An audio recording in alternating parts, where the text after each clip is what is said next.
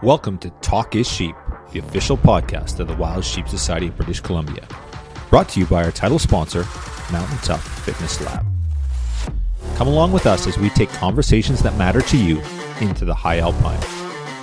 We have partnered with Mountain Tough Fitness Lab to help get you in shape and mentally stronger. Whether you're a veteran hunter or just starting out, the Mountain Tough app will take you to the next level. We personally train using the Mountain Tough programs, and we believe in it so much that we want to give you 6 weeks for free using code SHEEPBC. That's SHEEPBC. Check out Mountain Tough Fitness Lab. You won't be disappointed. Mr. Kyle, how are you doing? I'm doing well. The bearded one, the buyer of whiskeys, my friend, and nice to see you. Oh, and you're casually building your beard as well. And in 7 years, I might have something that resembles yours, just whiter. Yeah. Oh, yeah, I got my little patches here and there, showing some white off. So, hey, Connor got his deer.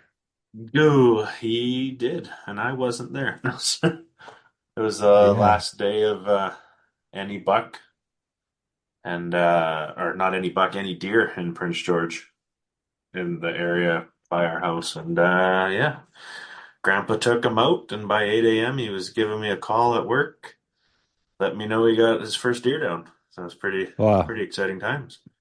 A huge congratulations to anyone that hasn't been following too closely. Connor's been trying to get an ungulate for years now. He's killed a black bear, right? He got his black bear? Yeah, he's got a couple black bears under his belt. Yeah, and but the young lad he's got some color blindness issues, so he's been struggling to, and it's, your heart goes out. You think about that, like, holy crap, like I can't kill something when I can see it. I can't imagine if I couldn't see the thing, right? So yeah, well, and we didn't find out until after last season, so it was like, oh, no wonder I was getting so upset for the last 3 years. Yeah, I apologize.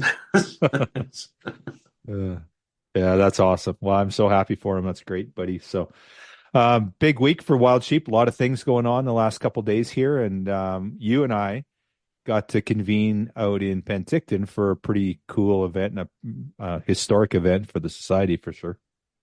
Yeah, and I'd want to say it's probably a historic event for any conservation organizations in BC.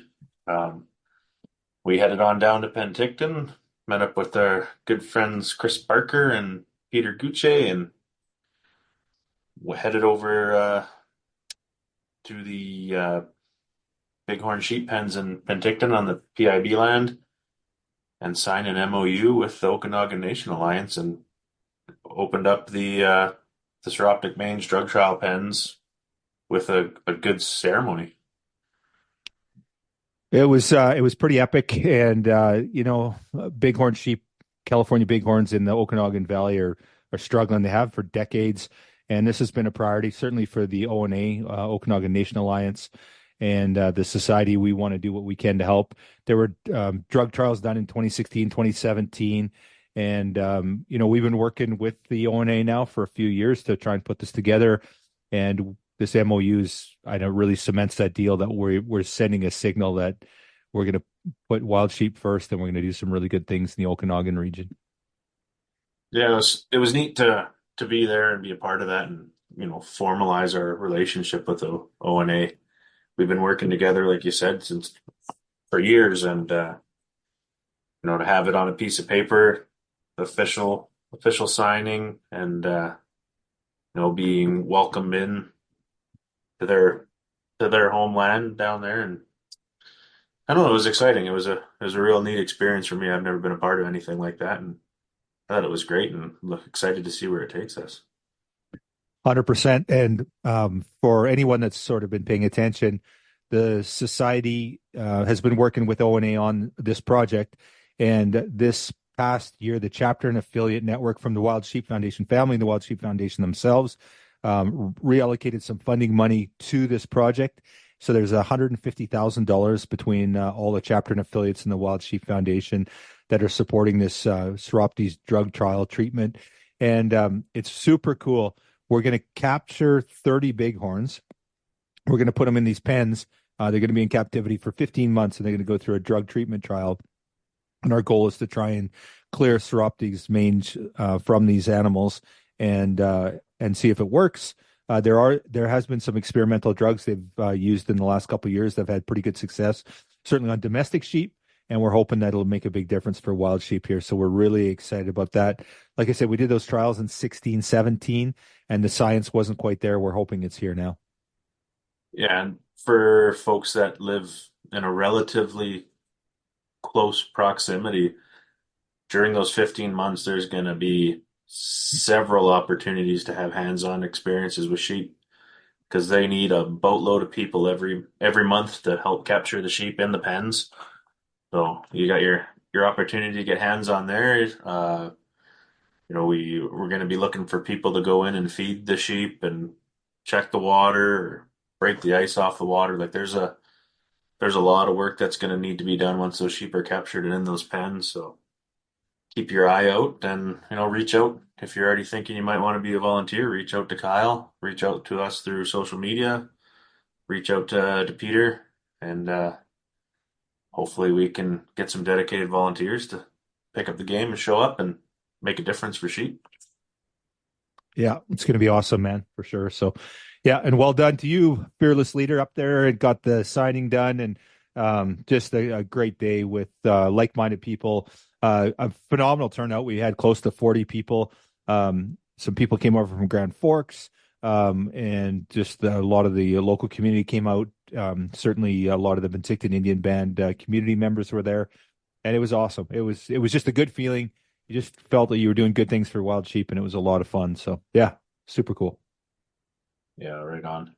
I guess we, busy past few days too. Saturday, you went and did a couple of draws.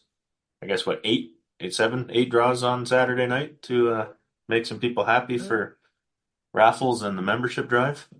Yeah, people are still happy. Still getting all kinds of people reaching out, and they're just like, oh, the one guy said, I thought this was spam. I thought it was like a joke. And he goes, I had to do some research, and then he found out it was legit. And he's like, he was just totally flying off the handle in a good way today. So, yeah, very cool.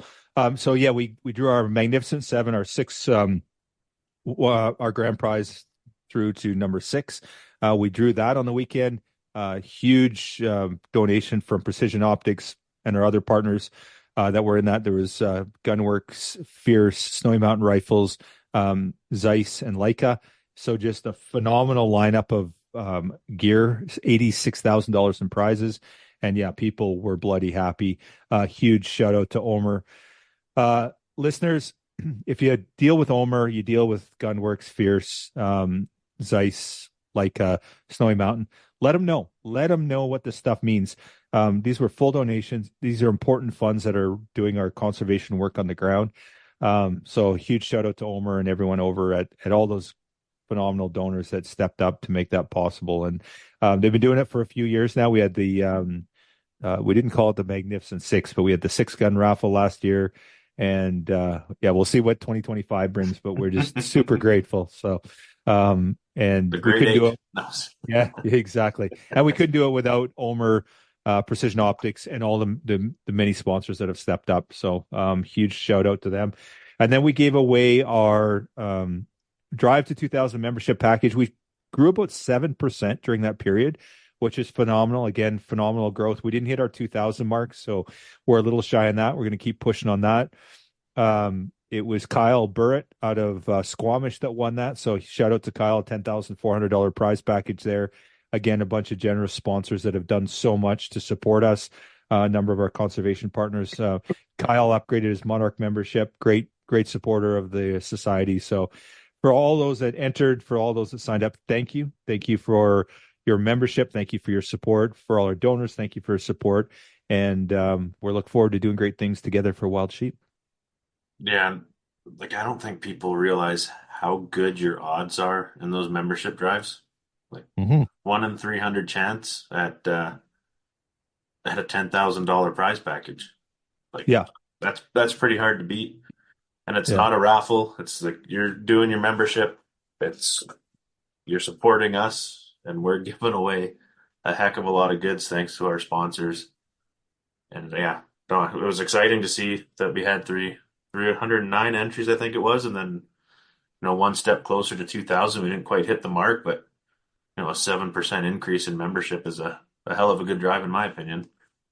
Yeah, it's awesome. And it's exciting too. Somebody wins some really cool prizes and yeah, so it was awesome. And so thank you again for all those that signed up. And it was the cool thing with that is everyone had a chance to win. So it did happen that a Monarch won. But if you bought a youth membership for $25, your name was in there. So really, really cool. Really happy that we could put that together in such a great prize package. So yeah. Yeah, so just an extra thanks to everyone that upgraded or bought a new membership and everyone who bought a ticket to the raffle. And that's, as we always say, you're the lifeblood of our organization. We can't do what we do without you guys, and your support means the world to us. And I guess to Wild Sheep, it's very Yeah, important for them absolutely.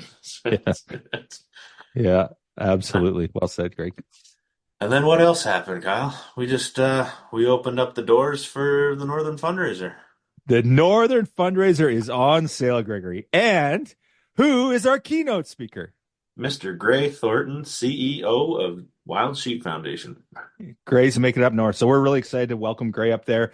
We've tried to put this together a few times, and Gray's tried with all his heart to get up there, but crazy intense time of year. That time of year, it's SCI is going on there and a whole bunch of other big shows. So hats off to Gray for making it a priority this year. So he's going to come up as our keynote. He's a captivating speaker. If you've never heard Gray, and you can get up to Dawson Creek, you got to be there. It's going to be a great event. The Northern on its own, just peel everything back. No keynote, no nothing. The vibe in that room, the like-mindedness, the people, the energy, the prizes, the raffles, the auction. It's just a bloody fun, good time. And Greg buys whiskey for everybody that comes to the show. So Yeah, how many tickets we selling? All 450 of you. Line up. I'm gonna okay. mortgage my house. uh, yeah, but it's a phenomenal show. Good people doing good things, and so come up. We got a cool film we're going to show before the event. Just a short pump up video about sheep hunting. Sheldon Gibbs doing that for us, and it's just going to be a phenomenal weekend. And we got the Friday Night Fun Night sponsored by Frontiersman Gear. We got a lot of fun things planned there. It's our backpack races, which are always good for lots of laughs and lots of excitement. Tanner does a heck of a job, him and his crew. And then we got an amazing event planned for you on Saturday. So it's January 31st, February 1st. The show sells out. So word of warning, get your tickets. Don't mess around. You can buy tables. You can buy individual tickets. And just come and hang out with like-minded people. And let's raise some money for our stone sheep in northern British Columbia. I think you nailed it, buddy. It's one heck of a good time. Don't miss out.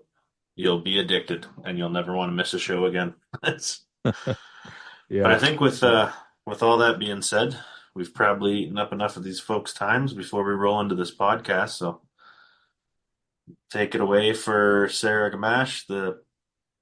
I probably said her last name wrong, but close enough. Enjoy the listen. This episode is sponsored by our conservation partner, Precision Optics. Thank you, Sitka Gear and Precision Optics, for investing in healthy wildlife and sustainable ecosystems. Well, good morning, Sara. It's great to see you. And man, it's I'm looking at a visual feast here. You got a sable in the background, you got a black bear on a white background. It's absolutely stunning. Welcome to the podcast. Thank you. Thanks for having me. I'm excited to be on chat with you. Yeah, very cool. So, okay, so I know we're going to talk about Africa. I see some elk back there. I see all kinds of stuff, and you've been doing a ton of hunting lately. But honestly, I'd really like to start about learning about sort of your beginnings and how I know you started as a young girl hunting, got involved in the outdoors. I guess before we jump into all that, though, let's touch a little bit about where you're at now, what you're kind of working on, and I guess where are you sitting at right now for our listeners? Okay. Yeah. So I live in Washington State and I call myself an entrepreneur. I own a couple businesses and I started those businesses about 10 years ago. And that took up a lot of my time. I was very busy trying to build those businesses, but I'm at a point now where I have employees that run those businesses for me and they kind of are running themselves and going smoothly. So it's allowed me to now have more time to do what I love, which is archery and hunting. And so pretty much over the past 2 years, I've put a lot of my time and effort into that. So I've been traveling a lot. I've done some international hunts. My kids are now of age to start hunting, so I've been working on getting them in the outdoors with me and sharing my passion with them. And then just working with more companies. I've started to become an instructor at several different like outdoor events or women's retreats that are geared around the outdoors. And I've just come to learn that's something that I'm really passionate about and that I really love and feel like I'm lucky to now have the opportunity to kind of have that be my life full time. Right on. So you talk a little bit about women and kids, and I think it's pretty well known that women in the outdoor industry is kind of one of the fastest growing segments, and there's been a big push. One thing I'd like to learn a little bit from you is, have you seen an evolution in women in the outdoors, sort of when, were you a young girl to where you're at today, and and what's helping that transition, and what does it look like moving forward? Yeah, I've seen a big transition, and I think a lot of it was because of social media. I mean, there's a lot of pros and cons to social media, and I will say that I think that's one of the pros. When I was growing up hunting, we didn't really have social media, maybe MySpace at the most. And so you didn't really get to see what a lot of other women were doing unless they were, a family member or a friend of yours. And at least in the town that I grew up in, there didn't seem to be a lot of women hunters. And I grew up doing that with my dad. It was a family tradition, but I didn't really have any other women to bond with over that experience. And so when social media came along, like Facebook and Instagram, and people are starting to post, what they're doing and posting about their hunts, it's like, oh my gosh, there's a lot of women out there doing this. Not only that, but for the women who weren't doing it, I think it provided them encouragement to be like, oh wow, I can do this too. Like, especially if it was someone that didn't grow up getting to do it with their dad. That's how a lot of us start, is doing it with our fathers. And so, there's a lot of women that have reached out to me through my social media accounts over the years that have said, hunting was intimidating to me, but I watch your page and I watch other women, and it's really inspired me and given me the confidence to know that this is something that I can do. So I think that's a really cool thing that's happening right now. Is it changing? So I feel like, and I hear this quite a bit when I talk to women hunters, is that, there's people that want to get involved when they were a young girl, but like, it was like, no, dad's taking, my brother out, or, his dad's going out with his uncle. It just was like, they just didn't have access to it. They wanted to. Um, is there still a lot of barriers for women? Is it a lot easier? Obviously on the social media side of thing, it's easier, but like, I think too about like fish and game clubs. You walk into some of these fish and game clubs and it's like 60-year-old men with gray hair, and there's like one woman or no women. And certainly Yeah. that was the case 20 years ago. I think it's improving, but Mhm. is that still a challenge for people? I think it is improving. There's a lot of women-only retreats and basically like hunting classes that have been popping up over the past couple years. There was a couple that I got to instruct at last year. And so there are women out there that are putting these things together, and also all women hunts. Like I do group hunts, and so sometimes I'll do an all women hunt. So then that's nice to be able to go hunt with other women, and it kind of breaks down those barriers of being intimidated, of having to go out hunting with a man, or if you hire a guide, that's not going to be your husband or your dad. That's someone that you don't know, and that's intimidating for some women. So yeah, I definitely think that there are a lot more resources out there for people to get involved. How do you feel? How important is it to have a woman instructor? So there's the idea of inclusivity, right? Okay, so we're going to have this opportunity for women to get involved, but is it really important to have that women instructional aspect of it? You feel like that's critical? Obviously, you're doing that. So how important is it, or is it more about the environment where they feel comfortable and safe? Like, we're horrible for mansplaining and all that crap that we get into, but if there's a conscious effort and it's created this environment of learning, how important do you feel like having a woman instructor involved is in that aspect of it?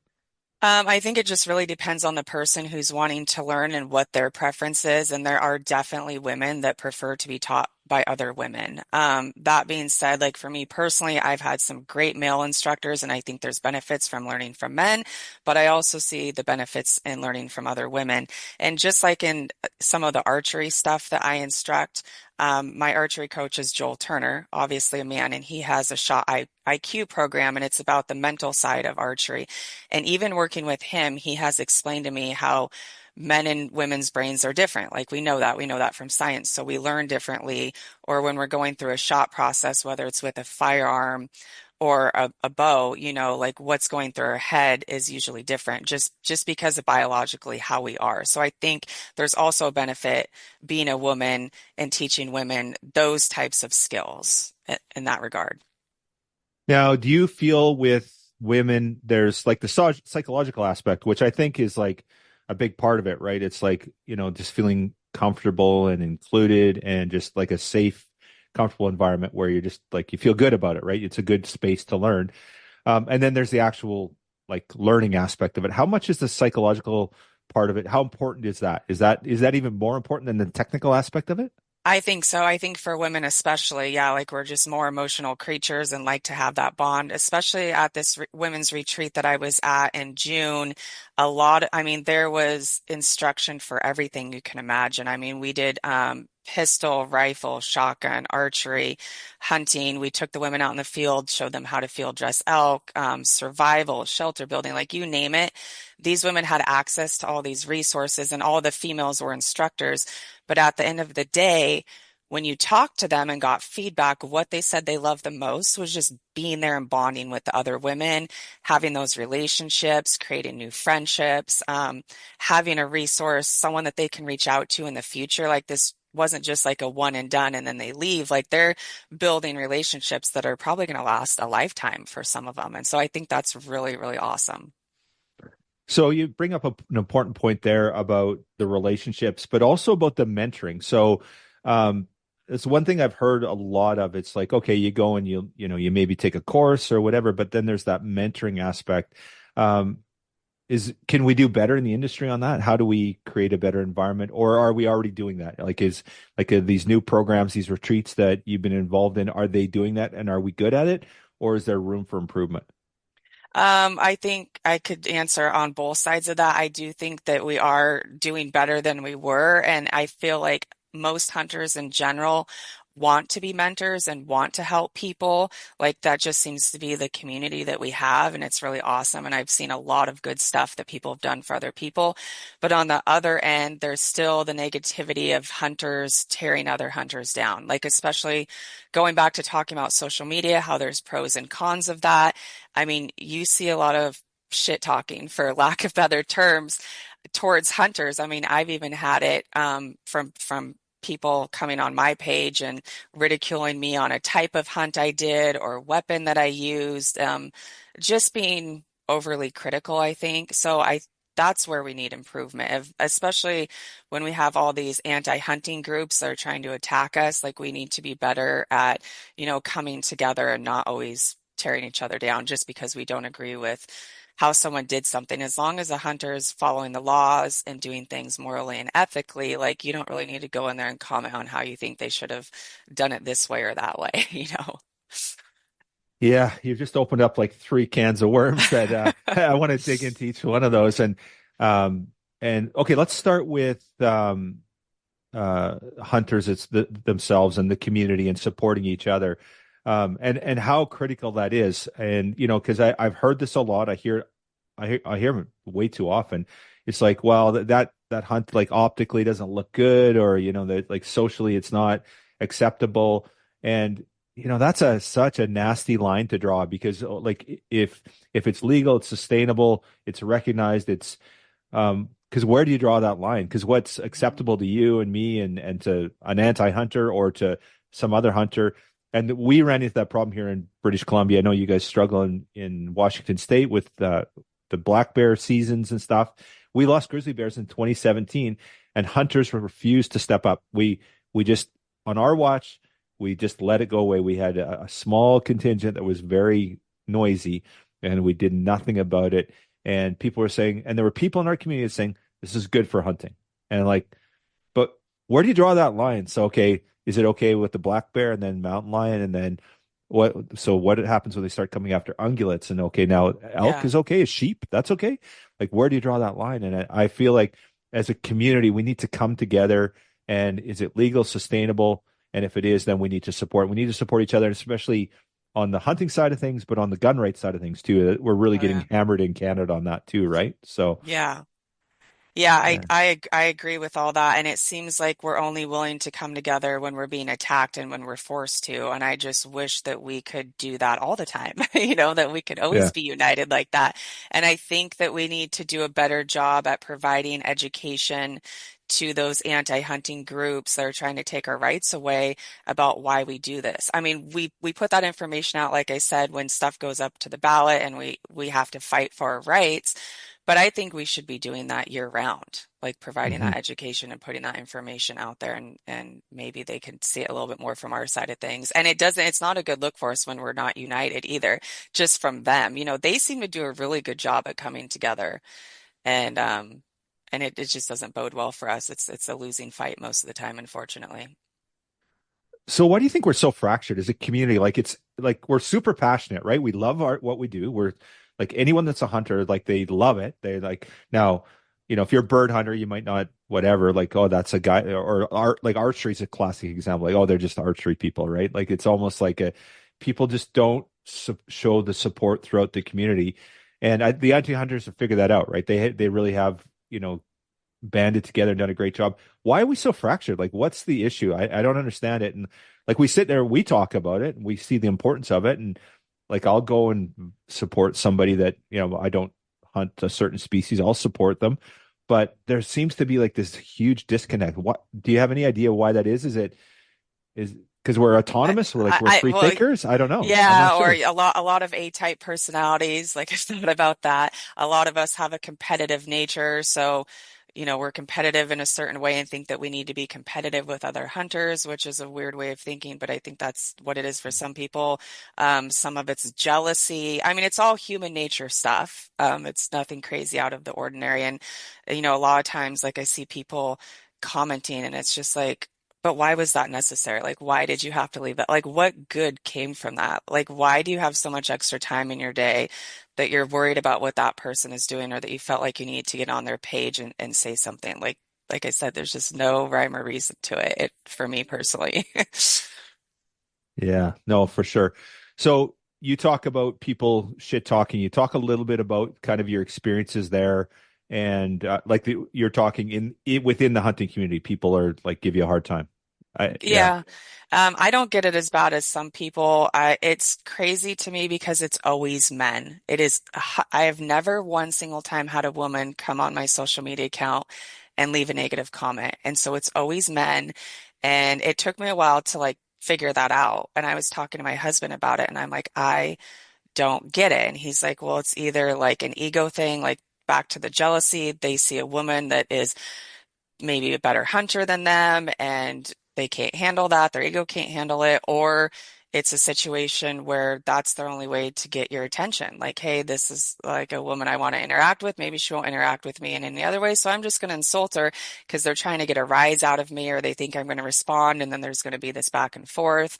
And for how my personality type is, like, especially back when I was younger, that is immediately what I would resort to, like, oh, you're going to say something to me.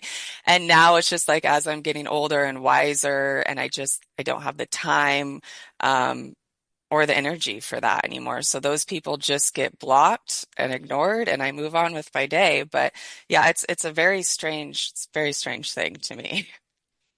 so on that note of blocking and moving on, is that the way we handle the anti-hunting community? Like we've got these trolls effectively and people that are like trying to break down, like destroy what we do. And So is that an effective way of dealing with them, is just blocking? Because some Um, people say that's the way we should do it, right? I think it really depends on the person that's making the comment and the type of comment they're making. You can usually always tell if they're just completely closed-minded and they're filled with hate and they're not going to be willing to look at any other point of view. And then there's people on there that will, phrase things in a way where you're like, okay, this person just really doesn't understand and they want to know more and they want me to provide more information so they can understand it. And if that's the case, like I always reply back to those people, whether it's anti-hunters or whether it's someone that's trying to make a slight at me. And there's been plenty of instances where they've made a comment and then I've explained myself and they're like, "Oh, I apologize. Like I was wrong in how I interpreted your post or interpreted your caption and now you responding, this makes sense." So that's happened a lot. And so sometimes I do think it's good to respond. So do you think we're getting further ahead or we're losing ground, like in terms of like social license and where we're at in North America or the US, whatever you want to comment on, is like, are we getting further ahead on what we're doing? Because there's outreach programs, you taking the time to explain things to people. Are we making ground, or are we just holding our own, or are we getting slaughtered? I don't know. With what's been going on here in the States, a lot of our rights have been being taken away. Like you mentioned, Washington, spring bear season, Colorado, ballot 127 is going up for vote. And I think all us hunters are just sitting back and waiting to see what happens with that because that's going to be huge. And if that passes and they get rid of predator hunting in Colorado, I just feel like it's going to be a snowball effect. Just like you said, they just take a little bit at a time and then more states jump on board. And now we're not talking predators anymore. We're talking deer and elk. And it's very scary, like very, very scary. I don't want to be negative, but it's hard to have high hopes because I've seen already so much of what's been taken away and it scares me, especially not just in my lifetime what can be taken away, but for my kids. Like what's going to be left by the time my kids are adults and really have the opportunity to maybe do what I do where I can almost hunt year round and travel all these places. Like, is that going to be an option for them anymore? Yeah, yeah, that's absolutely scary. I feel like as hunters, we need to like we need to manage things better and like be in the long game, right? And be managing it from investing in these things and in sort of social license and marketing as hunters, but then also just doing our job, like properly portraying ourselves and having the right Mhm. communications and educating our friends and family and neighbors, right? People that Yes. respect us outside of the industry, right? But having those conversations, and I think what's incumbent on all of us to do it is like you do it, and you do a great job of it, and I know a bunch of people that do, but all of us need to be doing it. Yeah, I agree. And not only that, but like while we're raising our kids, explaining all these things to them. Like I try really hard my daughter's only 13, my son's 10, but they're at an age where they're old enough to understand things. And I explain, okay, this is what Washington state is trying to do, or they took away our bear hunting. This is what Oregon's thinking about doing. And even when I do like videos, educational videos about that stuff, like I have my kids watch them. And that has already started to pay off. When my daughter was like 8, she was in an after school program, and I picked her up one day, and one of the teachers that was there that's in charge of like watching the kids during that time said, I had the best conversation with your daughter because I'd asked her what you guys did over the weekend, and she said you went hunting. And she said, I have been against hunting my whole life because I thought that you guys were just going out there and thrill killing, basically doing this for fun, trophy hunting. And I explained that to your daughter, and she said, "Oh no, we eat everything we kill. We don't buy meat from the store. And, we kill these animals and we take them home and we sit down as a family and we butcher them and we eat them." And she said, by the end of that conversation, my 8-year-old daughter had already changed her mind how she felt about hunting. I think that's huge. That is huge. And for an 8-year-old or 8-year-old or grade She eight, was 8, she was 8 at the time. Yeah, she was wow, young. Yeah. that's phenomenal. And like that's what we need. We need these stewards going into the future. And for an 8-year-old to convince someone, an adult like that, that's phenomenal. And it's so and it's also very innocent and authentic when you're hearing it from an 8-year-old as well, right? Like Yeah, they're that is like true. there's not really a big preconceived agenda there, right? They're just Yeah, like no ulterior motives sharing an there. experience. Yeah, Yeah. exactly.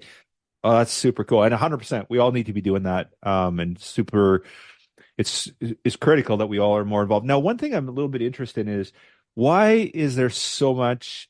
So you talked about men attacking you as male hunters.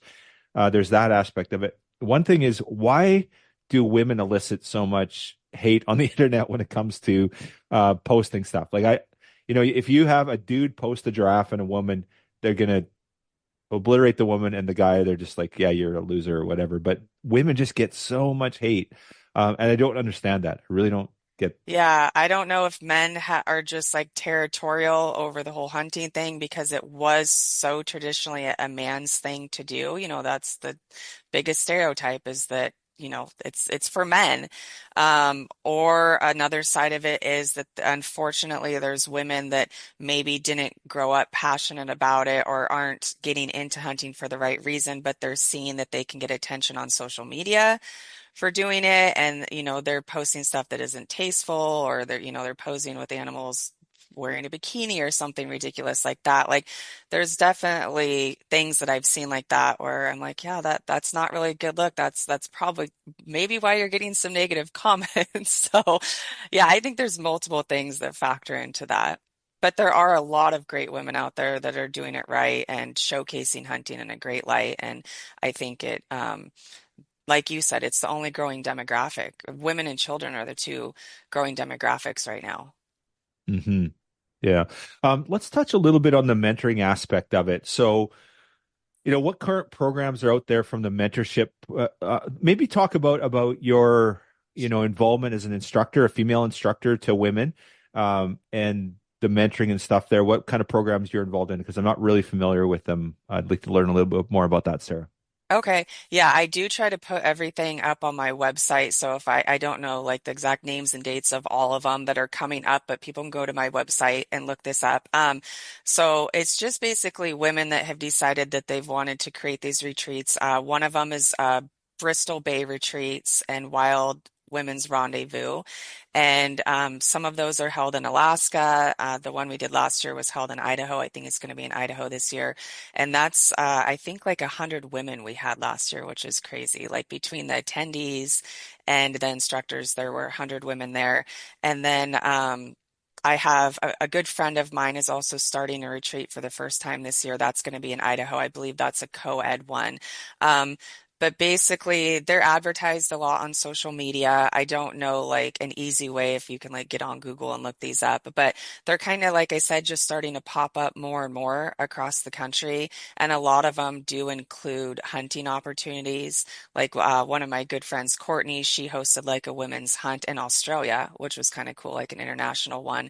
And that was her going over there with a friend of hers that lived in Australia, and they were taking these women out hunting.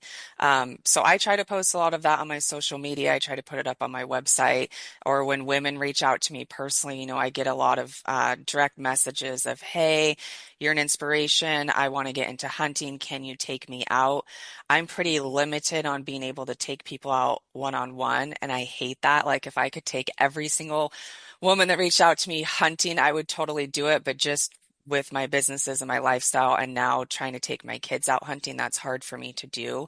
So that's kind of why I started organizing these women's hunts, so that then there's like one hunt that I have dedicated throughout the year that I can invite them to. Um, and so yeah, there's more and more women that are trying to put those resources out there. So, and you just work with individual, like somebody will reach out and say, "Hey, we want to do this program," and they basically bring you on as an instructor, and then you're involved with it. But it's Yeah. their program that they've developed, and they're managing it and growing it. hmm Yeah, Yeah. I haven't put on any myself. That's something that I would like to do in the future. I just don't have the time or maybe even the resources for it right now. I do help local women one-on-one. I've had, I don't know, probably 10 or 15 people that live within a couple hours of me want to get into archery. That's something really easy for me to teach and then come over anytime, and I can shoot out to like 100 yards in my backyard, which is nice. And so I just have them bring their bows over, and I don't even charge, like do lessons or anything like that. You want to be helpful and want to be a resource for women. So that talks a bit about the mentorship aspect of it, which is clearly that's part of this is the teaching and the mentorship part. How through these programs, do they have a mentorship program, or do you have a mentorship program other than what you're just doing personally with friends and people that have reached out to you? And how can we do that better as an industry? Yeah, I don't have like a set mentoring program. I mean, I will say that I try very hard to always stay in touch with these women, through social media or text or whatever form of contact is throughout the year. Like, how's your hunt going? Like, do you have any questions? Like, or do you need help with anything? Like I said, not just like a one and done thing, but being there for that person continually throughout the year. I don't know that there's any like annual ongoing mentorships programs. That would be something that would be really cool to have. I think right now the primary thing is like when women go to these retreats, they make all these contacts and then they're able to stay in touch with these women. And even the instructors, like when I go as an instructor, like every person is given my contact information and is told like, hey, if you have questions after this, you need help with this, like get a hold of me. Mm, yeah, awesome. Um, okay, what else was I going to ask you? There was something I wanted to ask you about the mentorship aspect of it. Um, hmm, shoot, I had a thought there. It's totally gone, but shoot, oh, it's so good too. Well, if you remember uh, it later, you can circle back. Yeah, I guess so. Okay, let's move on to kids a little bit. So, obviously, as parents and oh, actually, no, okay, I've got it now. Okay. The triggered it. Thanks. Okay, so with if you have a woman that's interested, like so, and she doesn't have a connection, right? She's been interested. She's seen stuff on the internet. She's kind of she's curious about it, but just doesn't have any connection. She doesn't know anyone in the industry. Doesn't have a friend. Doesn't have anything. So where do they start? Like, how do they get involved? Where do they go from there? Because I kind of I've always wondered, like, because for guys it's easier, like join a fishing game club. You're bound to know somebody because again, 90% of the people in the outdoor industry or hunting industry are men, right? Or 80% is a big number. So you got the small bisection of the population. So somebody just doesn't know anyone. How do they get involved? How what's the best way for them to get started? I mean, I would definitely start with looking online and seeing if there's any local programs. I mean, those are always going to be the best because then you can have that in-person contact and in-person mentorship, which seems to be huge, especially if you're needing to learn hands-on stuff, like you're going to want that to be in person. Um, so starting there or reaching out to people like me or other women that are kind of already immersed in the industry and saying, hey, what resources do you have for me? There's, YouTube channels and a lot of hunting instruction that people have put together or courses that are online as well. Um, that's about all I can that's about all I can come up with. I mean, the people that like me that are passionate about like we try really hard to make sure that we can point people in the right direction and don't like leave them hanging. Well, it's interesting. My wife recently got it. We're in our 50s now, and she's just getting into hunting and shooting and all that sort of stuff. And so she went and did her gun license, and there was a lot of women in that course. I was surprised. So Nice. I dropped her off, and I walked in, and there was probably a third of it was women. I was surprised at how many. So I feel like there's a lot more inclusivity than there used to be. I remember when I used to do courses, like when I was starting out, there was no women at all. Like, and that would be super Right. intimidating.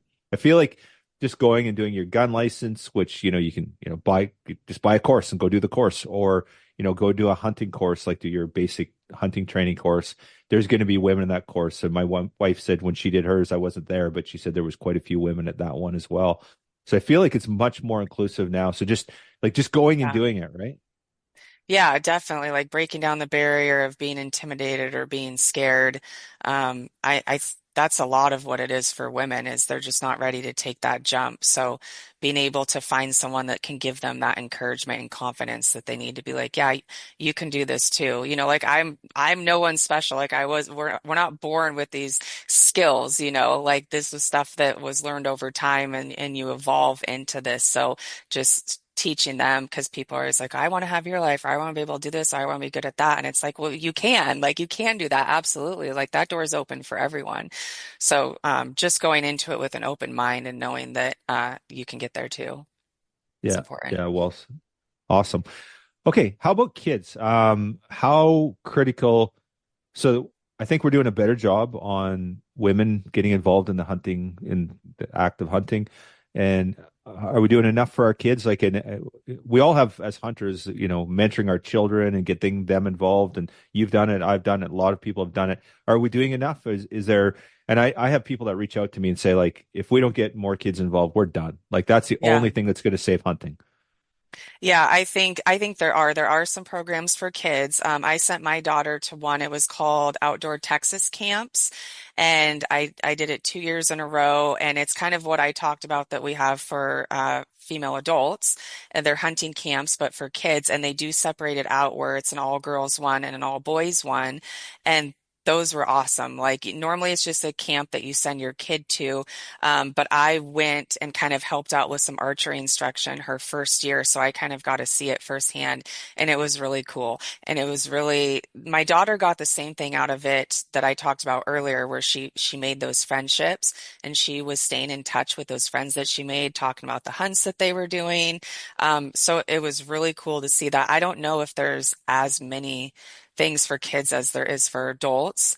But there are some. And I definitely encourage parents out there, not only just taking the time to take your kids out with you when you go hunting, but also try to find things like that.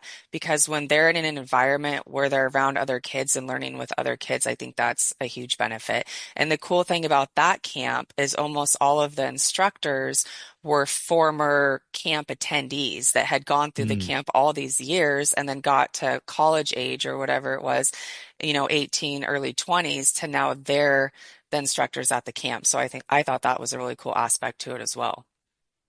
yeah, that's awesome. Yeah, the camps are great. And then I find too, like, taking the kids out and taking their buddies out, and like it's so easy to just go out shooting, right? To go plinking, like go out in the bush. And I used to take my son's buddies, and they would just go out and plink with us and take a 22 and take him Hmm. to and just getting them rounds down range, and they just loved it. And it's so easy. It's not hard to take a kid to do that, right? Like it's just Yeah. like, as long as just it's pretty basic, right? And then that piques the interest and gets kids more involved and stuff like that too. So I think just getting the kids out with their buddies is always a great starting point. Yeah, and with my kids, especially with my daughter, like, there was something like kind of if you talk about how women don't like learning stuff from their husbands, so they need to find like a different avenue, someone different to learn from. That was kind of the case with my daughter. Like when she started archery, she didn't necessarily want to learn from me. I don't know what it was. And some kids are like that. And so I sent her to my archery coach, Joel, and she did way better with him, and she's gone to a couple other archery coaches, and that was just a better scenario for her to learn. And there's even times when she might not be so thrilled about going out hunting with me, but my brother is a big hunter, and I spend a lot of time hunting with him, and I'll be like, oh, you want to go out with Uncle Cole, for the weekend? She's like, oh yeah, I want to go out with Uncle Cole. So finding different opportunities for them too that might not always be with you, I think is helpful. Yeah, that's awesome. Let's just pivot a little bit here and talk about sort of the anti-hunting movement and what's happening. And we got Prop 127 in Colorado. We've got a bunch of stuff going on, like New Jersey with the black bear hunt, Washington State. You guys have gone through it. There's all these jurisdictions that have been struggling. Um, yeah. Are we doomed? What do we need to do? Obviously, we need to show up at the ballot box and vote. But if it's not in our state, then that's a problem. Um, what can we do to sort of try and do our part to look after what we believe in? Well, there's a lot of organizations out there now that are working really hard, in this fight for us. Howl.org is one of them, Sportsman's Alliance, Blood Origins. So if you're not able to show up at like your local stuff that's going on, at least, reach out to these organizations or get on their website and see how you can help. They do a really good job even at like putting together templates of like emails that you can send to like senators. Even if you don't have the time to do that, like you can donate money to help their cause. So I do think that there are some really good things happening as far as these organizations being formed, and that it's important to get involved because everyone has the excuse like I don't have the time. Well, these organizations have now offered opportunities for you to contribute and not have it be like a huge, time suck for you. Yeah, and I think the one thing too, like how do we come together as a community and support outside our borders, right? Like, what's going on in Colorado or what's going on in Washington State doesn't mean it's not going to come to Arizona or New Mexico. Well, Arizona's got its own problems. Like Hmm. we're not immune to it, right? We're not, just because they're not coming after me right now or what I cherish right now doesn't mean they're not going to, because they have an agenda, right? So how do we articulate to Hmm. people that it's important that we need to be like on this and we need to be supporting? Like you said, if you don't have the time, I get that. Okay, well, you probably can contribute in some way. So, Yeah. stroke a check or do something to support. Yeah, I think those organizations right now, especially with the Prop 127, have been pushing that message that like, hey, you might not live in Colorado, so you think this is not going to affect you, but it is. You can see how the states just all start to jump on board, especially like here where I live on the West Coast. It's like if California does something, you can bet that Oregon and Washington are going to follow. It just goes right up the coastline. And there's so many examples of that happening that it's like complete ignorance if people think that they're, whatever state they're in, that they're just going to be completely safe from it forever, because that's not what's going to happen. I can promise you. Yeah, there's low hanging fruit, right? And from a strategic or business perspective, they're going to go after the low hanging fruit, but they have an end goal, they have an agenda, just like we do. We want to protect what we believe in and what we're passionate about, and just like the anti-hunting does, and they're like, you look at these anti-hunting groups, and the numbers are big. Like, we're Yeah. we're in BC, like we're talking. The one group has a $7.7 million a year budget, and their job is to Wow. try and shut down hunting. Like that's what they do. That's they're under the guise of conservation, but really you look at the agenda, it's like stop this hunt, stop that hunt, stop. That's all it's about. And it's like they're well funded, they're well organized, they get money, they probably get government money to Yeah. support their cause. It's crazy.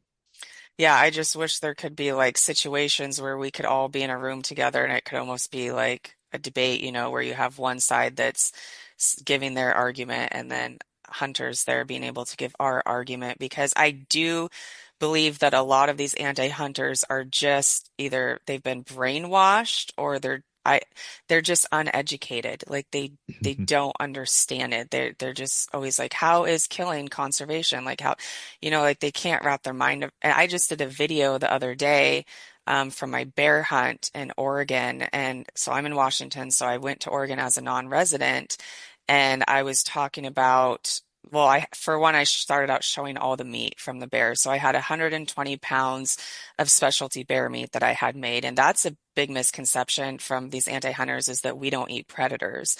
Most of the time, yes, we do, especially with bear in like Washington and Oregon that are eating primarily berries. Their meat is extremely good. It's one of my favorite game meats. I put it in my kids' lunches, like we sometimes eat it for breakfast, lunch, and dinner. So I started out showing like, hey, we eat these animals. There's 120 pounds of meat here. I don't believe in buying meat from the store because I don't believe in factory farming and how those animals are treated, their living conditions, the hormones that they're pumped in. So that's like baseline of an argument. Like if you're against hunting, but you buy meat from the store, like I just can't wrap my brain around it. How you are okay with what is done to those animals, but you're not okay with me going out and killing an animal that has lived a good life in its natural habitat, completely different from these farm-raised animals. So I showed the meat, and then I talked about all the expenses and how I contributed to conservation by buying my non-resident tag, through Oregon. I had to get an Airbnb, so I got a local Airbnb in Oregon. Um, my butcher bill, which was like $600, so went to my butcher supporting his small business, and then I'm going to get a rug made out of the bear, so I'm supporting a local taxidermist. And then I go on to explain that if bear hunting gets taken away from us, people have, this idea that, oh, yeah, that's good because less bears are going to be killed. But that's not what's happening, because the state still has to manage that population. It has to be managed by humans. So they're going to hire basically contract killers that are being paid for with our tax dollars. So these actual anti-hunters now have blood on their hands because their tax dollars are paying for these contract killers. And most of the time, those animals are just getting dumped out of local landfill. They're not using the meat, and all of those things that I just went over of the money that I put back into the economy is not going back into the economy, and just as many animals are going to be killed. I feel like if you could have that conversation with a lot of these anti-hunters, they might have like this aha moment, you know? It's so logical, right? And it's you just can never get that conversation through. And then, they're like, "Oh, well, you're a trophy hunter because you took the fur. You just want the fur." And this whole thing about the meat is just the guys like they try and use that argument all the time. But there's some people that don't eat bear meat, fair, but like certainly the majority of hunters do. They absolutely do. And then your argument about the economy, like they're hiring these contract killers and they're hiring from out of country or out of state, right? Like that money's going to freaking like we hired them here in BC and they hire people out of New Zealand. So now we're supporting a New Zealand company. Like meanwhile, all the hunters are dying for an opportunity to go out and harvest sustainable, organic, free range meat that they want to Hmm. eat. It's just like, how is that logical? It just Yeah, is so just, backwards. yeah, Yeah. yeah, crazy. Well, you make a pretty good argument there. I like it. So anyway, you made that post. How'd it go? Did you get some hate on that? No. Oh no, no, no. It got really good feedback. I tried to like that's another thing is we'll make these posts and we'll tag like all the pro hunting pages. Well, I was like, I'm gonna do some hashtags and tag some of the anti because that's who we're trying to get it to. I don't need to convince my following right now, which is probably 95% hunters. I don't need to convince them of this. They already know this. Like if you're gonna put this information out, tag PETA and tag these ants so that those people can see it. I think that's where some of the people are making the mistakes with that. I mean, obviously, when you do that, you open yourself up to criticism and hate, and they'll flood your page sometimes. But then it also opens it up for conversation. Some of those people might have questions and really actually be coming to be like, "Oh, wow, this educated me. Can you tell me more about this or this?" Hmm. And it's a lot of freaking work, right? Like I think a lot of hunters are just like, oh, I can't be bothered. But it's like, well, like when is it going to matter? Like, can you be bothered when they take hunting away? Like it's incumbent on us. We got to do a bit better, and we have to put the effort in. If we don't look after it, there's no one else there looking. We have groups like you said, like Howl and Blood Origins that are our Sportsman's Alliance that are trying to look after us. But it like Blood Origins, Howl, they're not going to fix the image of hunters by themselves. They can't do it by Right, themselves. Like they right. can they can help us. They're a tool, and we should support them. But really, if every hunter did their job, we'd have a lot less problems than we do today. And a lot of people don't. They just don't want to carry the can.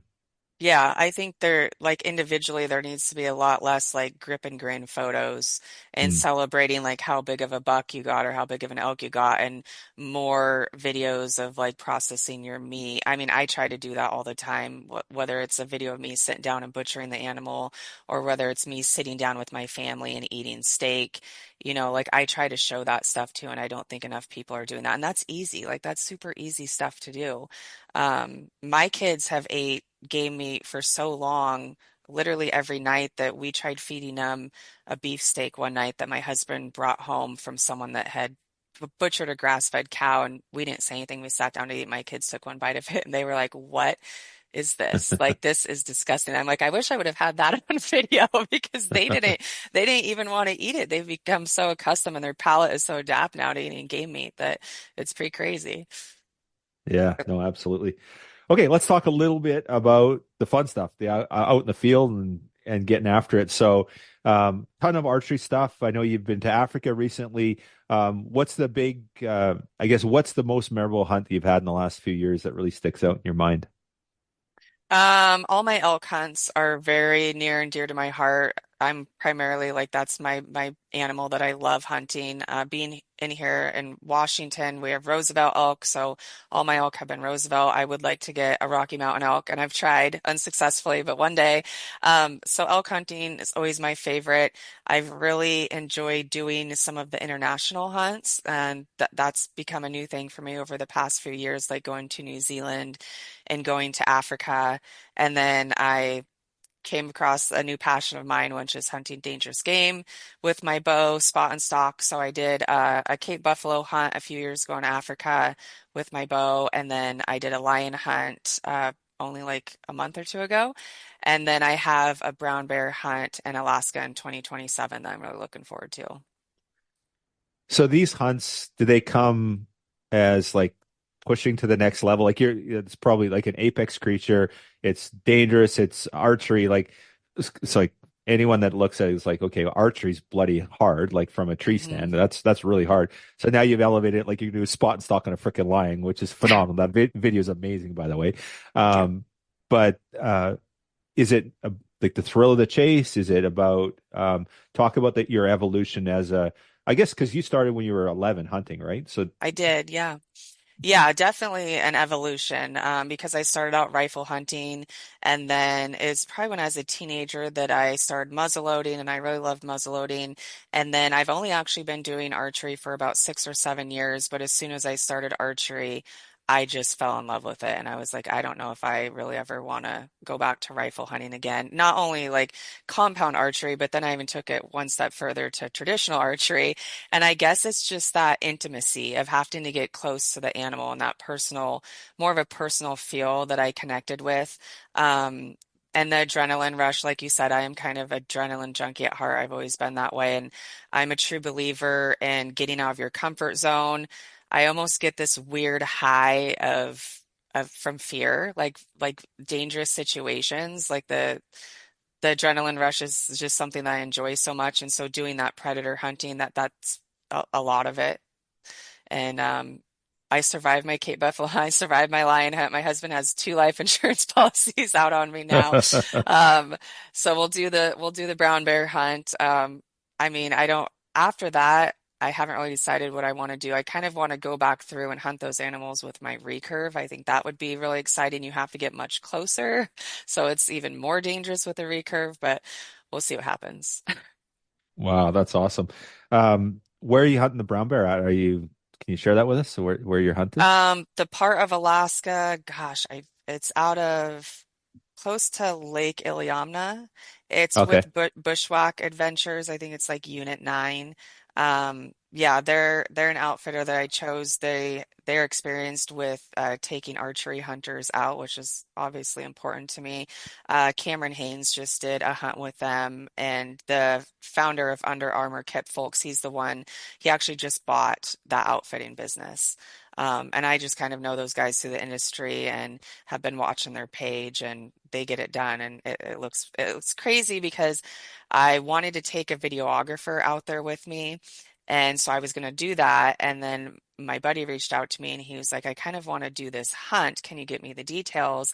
And I said, yeah. And he's a videographer too. He's a videographer as well as a hunter. And we've done hunts together. He's a really cool guy. And so he's like, I said, how about you come on my hunt and video me? And then when I'm done, you can hunt and I'll video you. And he's like, yeah, that sounds great. So I reached out to the outfitter and they said, yeah, that'll work. So instead of spending 10 days in the Alaskan tundra, I'm going to spend 20 days out there because I'm going to do my hunt and then I'm going to do his with him. So I'm looking forward to that. I love being outdoors. I love being like disconnected from daily life, somewhere where you can have no cell phone service and just be really in touch with nature. So it's going to be exciting. That's awesome. Is that spring or fall hunt? It's going to be fall. Yep, end of And September. that's probably all they can do with they could probably can't do archery hunts for spring bear. They would probably have to do the fall. And do they try and get them like they're on the river and they're feeding on salmon and they're kind of gorging and then you try and stalk in on them, get on them on I the th river? I think they do in the spring. I think that's what the spring hunt is, and they do offer spring Ah, archery hunts. No, I think I could be wrong, but I think in the fall it's more so like glassing and okay. big open vast areas and not going, right down on the river. But I could be wrong. So. Yeah, that's awesome. Well, that's really exciting. Talk a little bit about Africa and your Cape Buffalo. So, how many yards were you? So, you got a Cape Buffalo and the lion. So, you look pretty close to that lion. How far were you from the Cape Buffalo? The Cape Buffalo, I believe I was 25 or 30 yards, and Wow. yeah, that was close. They look even closer because they're such a big animal. our goal was to keep it under 40. And I remember when we were doing the stock and it would seem like they're at 40 yards. And then I would ask like the PH if he could range it. And he'd be like, yeah, it's at like 60 still. And I'm like, what? Like we have to close like another 20 or 30 yards? It seems crazy. The lion, 45 yards was the Mm. lion, which we wanted to be closer to the Cape Buffalo just for penetration issues. I had a completely different setup for that hunt, a very high FOC and heavy grained arrow for that hunt. You know, their hides are a lot thicker, especially well when they're like rolling in the mud and they have mud caked on them, then you have the hide, and then their ribs are like accordion, so there's no real like big gaps like you'd have on an elk. So you have to try to get through all of that. So yeah, two completely different hunts, but still equally as dangerous and exciting, I'd say. Mm. Did you have to do multiple stalks, or do you kind of get it like in and get it done on your first go, or do you have a few blown stalks to get where you needed to be? Multiple stalks on both hunts. And with the Cape Buffalo, we got mock charged 3 times. Oh, And wow. then, my PH had told me like, they only do these mock charges a couple times and then they're gonna come like my cat's behind my computer about right now. So and then they are like gonna come right for us, and we're hunting in an area where there's nowhere to hide. Like there's no trees to climb, so it's pretty dangerous. So it was coming down to the wire on the Cape Buffalo. I don't remember how many failed stalks. I would think 7 or 8, and like I said, 3 of those we got mock charge. With the lion, I think we had 3 or 4 before I shot that first arrow. With the lion, like we were going off of his temperament, and there was a time when he was looking like, okay, he could charge us, we should back out. So it wasn't always necessarily that the lion was running. It was that for our safety, we felt it was best to back out, give it some time and regroup and go after him again. You also, with the lion, have to keep like a bush or something between you guys. Like I guess as soon as they see like a free lane, they go for it and they'll charge you. So there was quite a bit of coordination with the lion hunt. If we were backing out from a stalk, we couldn't turn our backs to the lion. We had to like all, back out facing him. We had to stay in a certain formation. It it was pretty stressful. That's crazy. Yeah, super cool hunt, eh? Yeah, and I got to do the lion with my husband. He didn't go on my Cape Buffalo trip, but he went on the lion hunt with me, and so that was special. That was something that he got me for an anniversary gift. So that was cool that we got experience. And we took our kids to Africa. We did not take them on the lion hunt portion of it, but we did take them, and they got to shoot some animals. My daughter bow hunted there. She is an incredible shot. So when I started taking her on hunts with a rifle, I knew it was going to get expensive really quick. And so I was like, you're going to start bow hunting. So we got her, I think she killed her first animal with a bow at 10. She could pull back 40 pounds at 10 years old. She has my husband's strength. It's pretty incredible. So she shot 3 animals with her bow in Africa. And then my son shot a couple with a rifle. Very cool. What kind of animals were they taking? What were they, what was she interested in? She got 2 wildebeest and a water buck. And then my son got a wildebeest and a zebra. So Very yeah, cool. and her shots were perfect with her bow. One arrow for each animal. She shot them either in the lungs or the heart, and they, only went 40 yards or under. So it was pretty incredible. Wasn't quite sure.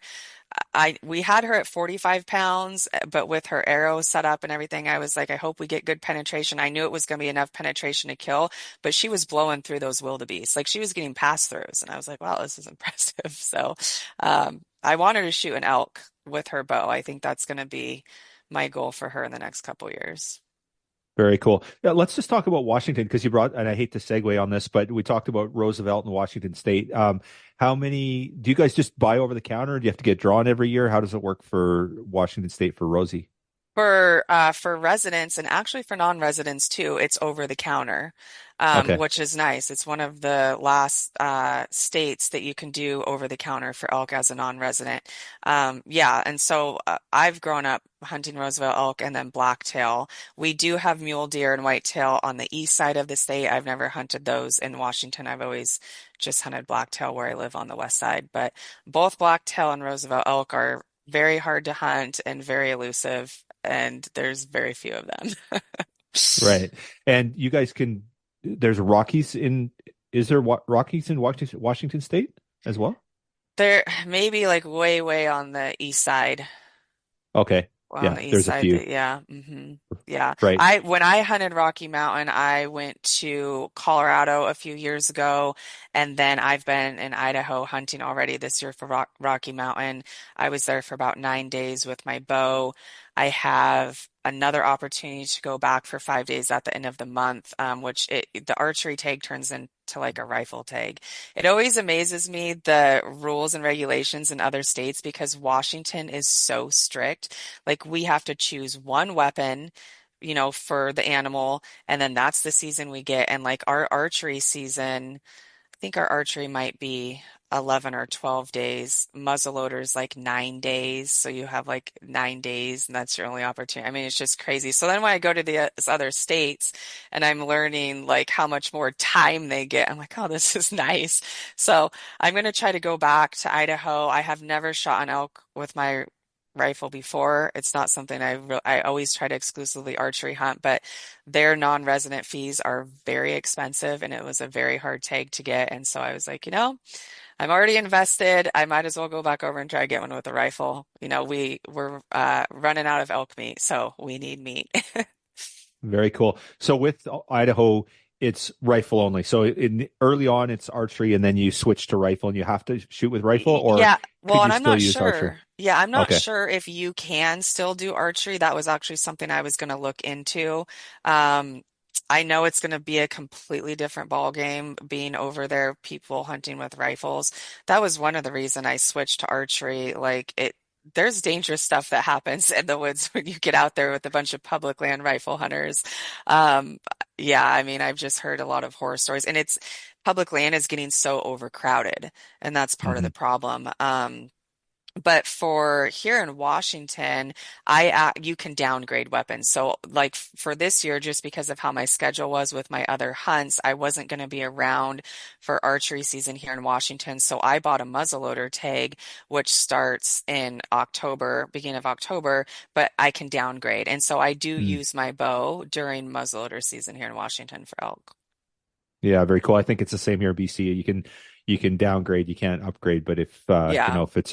if it's well, we don't have a muzzleloader season, but if you're in, you can shoot with shoot archery, I think in rifle season, I believe anyway. So I was Yeah, I curious think most about states are like that. right, cool. I was curious about the Roosevelt because in BC here, we have an abundance of Rockies and very few Roosevelt draws, so it's hard to get a Roosevelt tag. Mm. But it's super. You can just go buy over the counter elk and go hunt them in a lot of places. So my wife is like, I'm only killing a Roosevelt. I'm like, well, why did you just go hunt Rockies and then when you get drawn for a Roosevelt, kill that too? She said, no, I just want a Roosevelt. That's all that matters. So I'm like, Oh, okay, that's funny. What yeah. makes her want to go for a Roosevelt? I think they're just so unique and awesome. Like they're so cool looking and they're just so unique and different than Rockies. I guess I don't know. And maybe it's because I probably because I've killed a Rocky and she wants to do something different. Be I really different. don't know, Yeah. but she loves the Rosies. Like she just loves the way they look, and I agree with her. Yeah. I'd love to go hunt them as well. So Yeah, they're yeah, cool animals. I love how you can get those ones that have the crowns. That's usually unique to the Rosies, the dark horns, and their bodies are bigger generally yeah, than Rocky Mountains, but their antlers are overall usually smaller. So it's like you get more meat, you get less horn. yeah, It's exactly. okay though. They're giants. Like yeah, you just look at them, they're like, oh my God, they're big. Yeah. Super cool. I got a buddy of mine that's out right now. So the season opened October 10th, and he had a big bull. He was eyeing up ahead of the season, and he just texted me yesterday. And he still doesn't have it done. So Dang. but he's got I think 10 days. So he's still got another 10 days left. But Oh, that's fingers good. crossed for him. So. Yeah, they're tough to hunt. I hope he gets one. I hope your wife gets one. Yeah, well, we got to get drawn. It's so hard to get a draw. Like I had a buddy, he's been applying for 30 years and he was always complaining about our draw system because we don't have a priority system. It's just strictly Random. by chance. Yeah, Yeah, exactly. So, and this year he got drawn finally and he killed a really nice bull 6x6 archery. So, really cool. nice. Well, you guys Yeah. will have to try come down to Washington if you can't get it done, get a tag over there because like I said, it's over the counter. It's kind of expensive. I think it's like $700 or something, but Yeah, but if you can still do it, that's cool. I'll have to connect with you on that and see what's yeah. involved because I'd like to learn more about it. Because yeah, she's super passionate about it, and she just went and killed her first animal this last like 2 weeks ago. It was a pronghorn hunt. So Oh, yeah, she cool. got her. Yeah, it's her first ever. So and like Awesome. 51 years old, never hunted before, never really had an interest, and just like through what I do, she started getting a little bit more interested. And then a couple years ago, through Wild Sheep Foundation's Women Hunt program went and seen one of the seminars and just listened to these women and their journey and how, and it really inspired her. And she's like, oh, like this is really interesting. And it's just been an evolution, just keeps amping up. And now she got her first animal and Oh, it's been a awesome. cool journey for me for sure. So I bet. Yeah. Do you guys have kids? we do. Yeah. We've got two boys and they both have, well, my oldest is, hunted a lot. My youngest, he's never killed anything. He's gone with me, but he's never taken an animal. So yeah. Okay. But Nice. they're kind of grown up now. They're 23 and 21 and stuff. And yeah, so it's been fun. So, but we're empty nesters now. So she's Yeah. gotten She into has it. more So time. Yeah. yeah, yeah, exactly. So super cool. Okay, so what's next for you? So you talked about um, you got the brown bear hunt. So you said you could go like a trad hunt or something. Like that's all that's left. Like where do you go from there?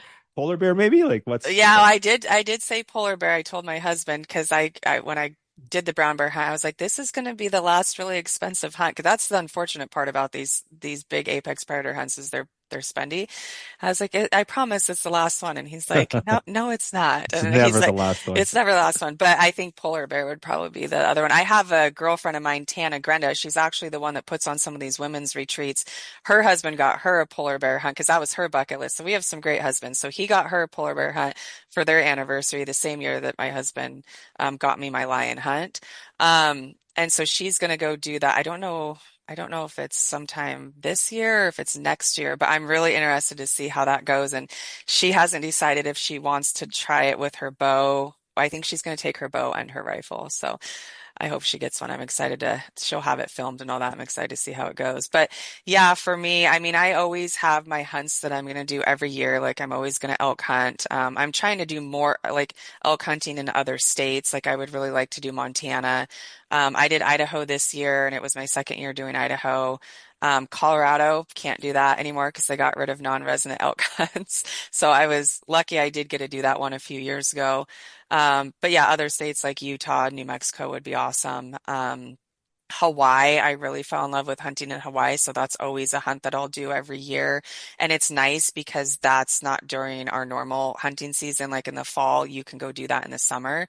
It's also a great place to do a family vacation. So for all the people, like the men out there whose wives complain that they're leaving hunting, this is a great one where you can go hunt, bring your wife, and she'll be really happy. I take my kids. I went last year. My husband was deployed, so he didn't get to go on that one, but I brought my kids and I took a nanny with me and she hung out with the kids the 2 days that I went and hunted and then I spent like another 5 days there doing stuff with them. But access deer hunting is what I do over there and it's action packed, it's spot and stock. Um, there's a lot of them there, so good opportunity to be successful on that hunt. So that's kind of always how I kick off my season is with that Hawaii hunt. And then South Dakota. Mule deer is another one I've done the past 2 years, and I'm going to do every year for the same reason as Hawaii. Like there's a ton of mule deer, it's action packed, it's spot and stock. I actually do a group hunt for that. So if there's people that, want to do one of my group hunts, that's one of them that we do. So I'll always have like my annual ones, but I'm always looking, like I said, for new opportunities that would seem exciting. I want to do a cat hunt, a cougar hunt. I'm admiring your mount in the back, and I think I might get to do that in January, February of next year. So How about sheep? I don't know if my pocketbook's deep enough for sheep yet, but yeah, not just because that would be a cool animal to hunt, but just like the type of hunt and how rigorous and hard it is. It's just insane. Like I'm good friends with Aaron Snyder, and as you know, like he guides a bunch up in BC. He's up there He for like does, yeah. 8 or 9 weeks, and he's always posting these videos. And I'm like, it looks like it sucks really bad. I'm sure it does, but it's so awesome at the same time. It's like something that maybe I could tag along on, even on a hunt, or help as a packer or something, just to go experience. And like the places he's going, like where no one's ever been before, and the views, they're just incredible. Yeah, it's pretty special for sure. So do you put in for draws like out of state draws and stuff in some of these other areas? Yeah, I've recently started doing that. I didn't for a long time. My husband's military, and he had a pretty crazy deployment schedule. We've been married for 15 years, and I'd say for at least 8 of those years, he's been gone on deployments. So it was really hard for me, especially when I was starting my businesses, to raise my kids basically as a single parent with my husband being gone and starting these businesses. And I probably should have been putting in for points for the states that have like the point preference system and just building those points, but I wasn't. And it was mostly just because it was like I didn't have enough time. Yeah. It's really been within the last 2 years that I've had more of an opportunity to go on more hunts. And then even that comes with like the challenge of having to balance that with your family life. Like I have the pretty much like the resources and the time off from work to be able to do it, but I try to not get too overboard because I still need to be home. My husband's getting ready to retire from the army, and so it'll be nice to have us all together all the time. So I want to try to balance that, and at least if I am leaving, try to do hunts that I can take my kids on. Yeah, the cool thing too with them is that everyone's hunting, right? So all you guys can do family holidays where you can go and hunt and stuff. That's awesome. But Yeah, a sheep hunt's not gonna, you're not gonna buy 4 tags probably for no. the entire family. Unless I win the lottery. Yeah. That's awesome. Very cool. So, one other thing, Sarah, just I was gonna ask you about Hawaii. Do you ever hunt the goats, like those feral goats on in Maui? I want to. The place that I hunt, they don't have the goats. They have some of Okay. the wild hogs, and I saw a couple of those during my hunt, but not the goats. But I would like to do that. Yeah, that would be fun. With the access deer hunt, that's one of my sort of my wife's bucket list animals. Is it, do you recommend that place that you hunt there for access, or is there a bit like it just happens to be where Um, you go? So I hunt on Maui, and the place that I went, it wasn't who I originally booked with. I had booked with another outfitter, and the owner of that outfitter had died, unfortunately, like tragically. So they had Ooh, canceled my hunt, and I think I put something out on social media because I already had my plane ticket. Like I already had all this stuff planned. Like, is there anyone that could even point me in the direction of another outfitter or some public land that I can hunt? Maui has very limited public land. It's like Texas. Like you kind of have to do private or find an outfitter. And someone reached out to me and said, "Hey, I'll take you out hunting." And it turns out this guy and some of his friends own a nonprofit organization where the money that I pay him, like my day fees and stuff, goes 100% of it goes back to the local community to help feed the locals. And then the hunters that he takes have the opportunity to donate some of their meat as well. So when I go, I usually shoot like 2 to 3 access deer, and I always donate all the front quarters of all my deer to their nonprofit. They do take limited number of people. So I don't know that he's open for new bookings, but there are some other great outfitters. I'm trying to remember the name. It might be like Aloha Safaris. There's two really big ones that if you Googled like Maui outfitters, they would pop up. okay, cool. Yeah, I'll check them out for sure. Yeah, that's awesome. Cool. All right. Well, it's been awesome connecting with you today, and just I could talk to you for another hour, I'm sure, but I be respectful of your time. Anywhere you want to direct people to follow you, or for any women that are interested in getting involved, to any programs you want to highlight, just kind of your Yeah. opportunity Yeah, to. I would say the main platform that I use is Instagram, which my handle is PNW underscore Huntress. And then I also have my website, which is pnwhuntress.com. I try to do a good job at updating that with like the different retreats that I'm at or different speaking engagements that I have, even archery shoots that I'm going to do. I do a lot of those throughout the country, like the total archery challenges and stuff. And so, yes, people can reach out to me through there. I have my group hunts that I offer on my website where you can come hunt with me at an outfitter somewhere. And I definitely encourage women that if you're thinking about getting in outdoors, or maybe you already are, but you need pointers or use me as your resource, reach out to me. Like I said, I try to make sure I get back to everyone and stay in touch with everyone.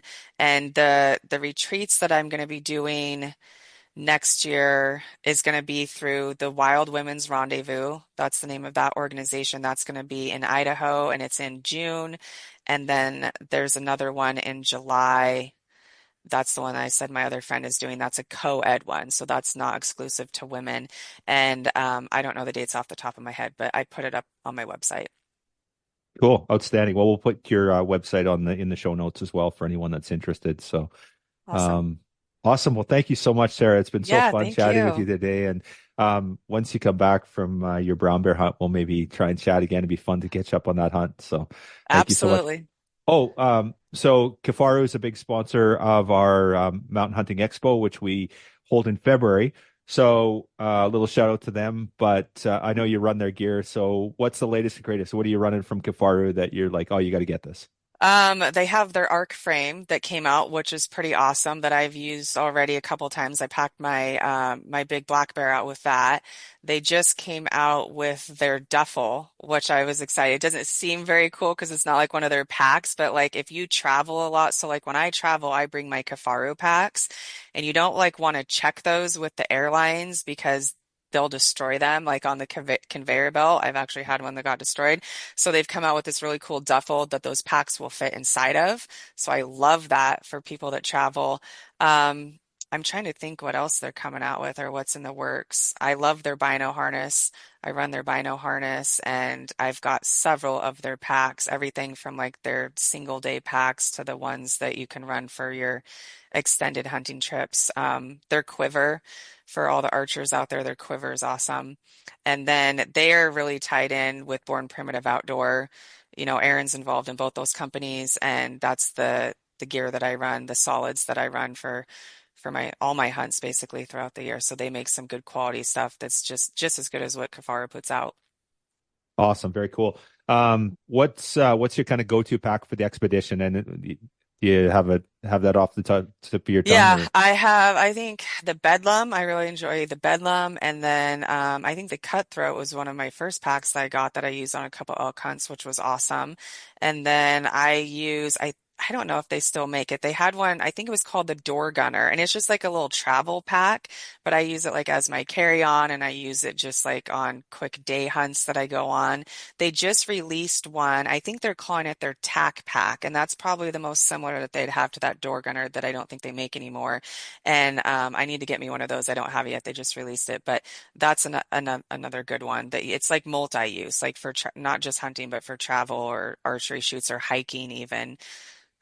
Outstanding. Yeah, right on. Cool. Yeah, great products. I love it and love what they stand for. Love Aaron. So yeah, Yeah, great products for sure. So awesome. definitely. Well, thank you so much, Sarah, for your time today, and just want to appreciate you coming on here and look forward to. We will wish you a great fall. Good luck with your Idaho elk. That'd Thank be you. great if you get one. So Yeah, thank you. Thanks for having me on. It's a great time.